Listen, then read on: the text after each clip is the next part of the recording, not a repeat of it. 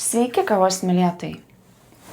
Ar žinojote, kad kavos pupelėse yra aliejai, kurie naudingi mūsų organizmui, o tamsus skrudinimas tą naudą panaikina? Ne? Būtent apie tai šiandien norėčiau jums papasakoti. Kavoje esantis lipidai, aliejai, turi dvi biologiškai aktyvias medžiagas – kofistolį ir kahveolį.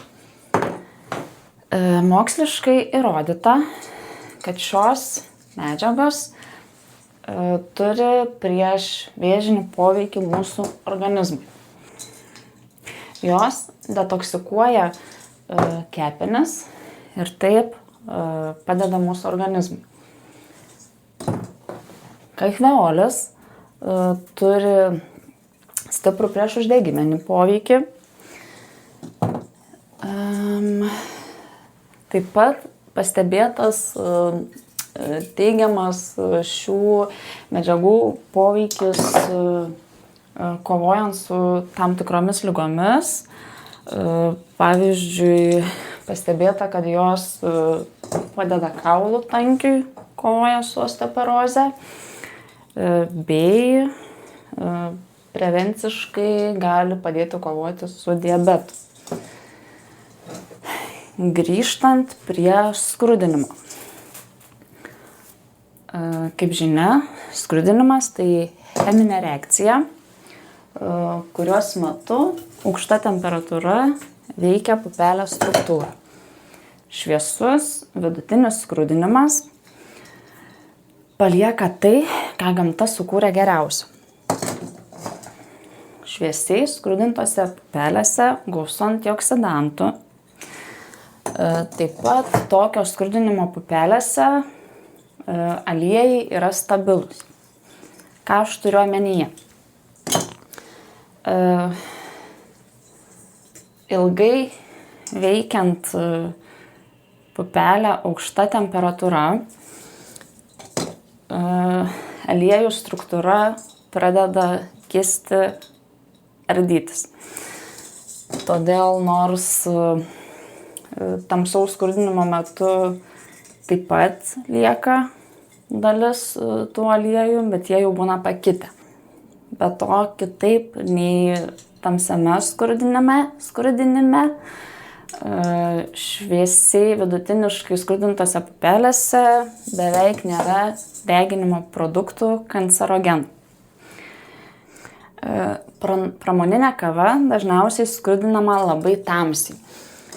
Ir tam yra kelios verslo, bet ne sveikatos priežastys.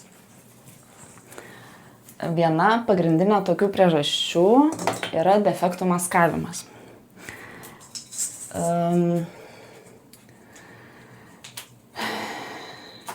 Tamsiai skrudinant pupeles yra slepiamas pigių, supelijusių, nekokybiškų pupelių skonis.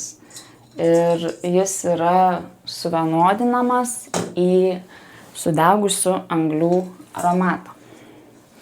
Taip pat moksliniais tyrimais įrodyta, jog tamsaus skrudinimo pupelėse yra daug mažiau mūsų organizmui naudingų medžiagų.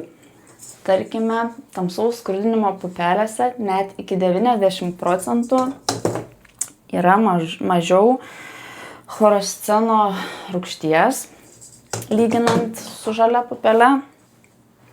O ši rūgštis yra labai naudinga mūsų organizmui, nes ji rūpinasi mūsų riebalų apykaita bei apsaugo mūsų ląsteles nuo oksidacinės pažaidos.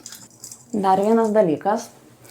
Pupelė veikiant ilgai aukštą temperatūrą, aliejai išsiskiria jos paviršių, pupelė tampa blizgi ir jie iškart reaguoja su deguonimi, oksiduojasi.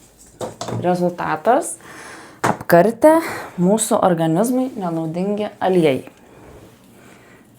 Taigi, kaip jau supratote, Šviesus vidutinis skrudinimas naudingas mūsų organizmui, tamsus naudingas verslui.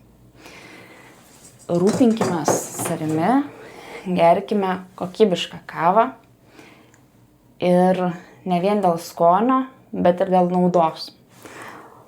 O jei ieškote kokybiškos rūšinės kavos, užsukite pasižvalgyti į mūsų internetinę parduotuvę kavosepas.lt.